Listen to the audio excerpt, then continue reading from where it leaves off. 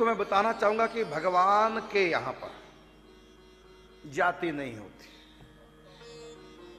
ये संसार की व्यवस्था में जाति है, लेकिन भगवान को पाने में कोई जाति बड़ी नहीं है, कोई जाति छोटी नहीं। ऐसा नहीं कि अमुक जाति वालों को भगवान जल्दी मिल जाएंगे, अमुक जाति वालों को देरी से मिलेंगे या नहीं मिलेंगे, ऐसा कहीं ग्रंथों में नहीं।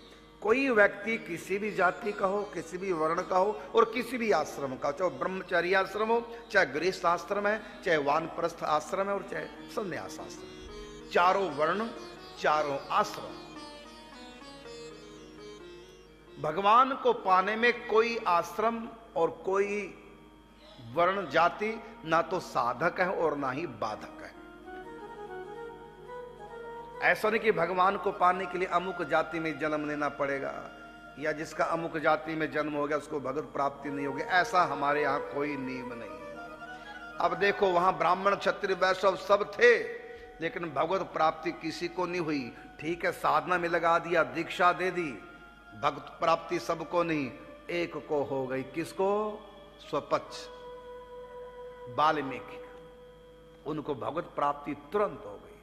क्यों? क्योंकि भगवान राम मातेश्वरी भिलनी से कहते हैं, मानहु एक भगति कर नाता, कह रघुपति सुन भामिनी बाता। मानहु एक भगति कर नाता, मैं एक ही रिश्ता मानता हूं, प्रेम का, भक्ति का, श्रद्धा का, विश्वास का, निष्ठा का। कौन किस जाति में है, कौन किस आश्रम का व्यक्ति है, ये मैं नहीं देखता। बस व्यक्ति जहां भी है अपने कर्तव्यों का पालन करे, अपने जातिगत कर्तव्यों का पालन करता रहे, मेरी प्रसन्नता के लिए। ब्राह्मण ब्राह्मण का कार्य कर रहा है, उस पर भी मैं प्रसन्न हूं, और एक जमादार झाड़ू लगा रहा है, उस पर भी वो भी अपना कर्तव्य पालन कर रहा है, वो भी अपना कर्तव्य पालन।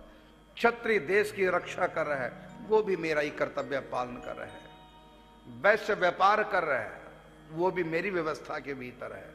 सब मेरे हैं और मैं सबका हूं। जाति पात पूछे नहीं कोई, और हरि को भजे सो हरि को होय। तो यहां कहा कि श्रद्धा के स्वपक्ष आयो और पायो भक्ति सार है। तो सबसे आगे भक्ति में कौन निकल गया? झाड़ूदार सबसे आगे निकल गया। ये है हमारे धर्म की व्यवस्था। यहाँ श्रद्धा भक्ति देखी जाती है, जात पात नहीं देखी जाती। जात पात संसार में लगाओ या अपने व्यवस्थाएं, लेकिन भगवान को पाने के लिए बस भक्ति श्रद्धा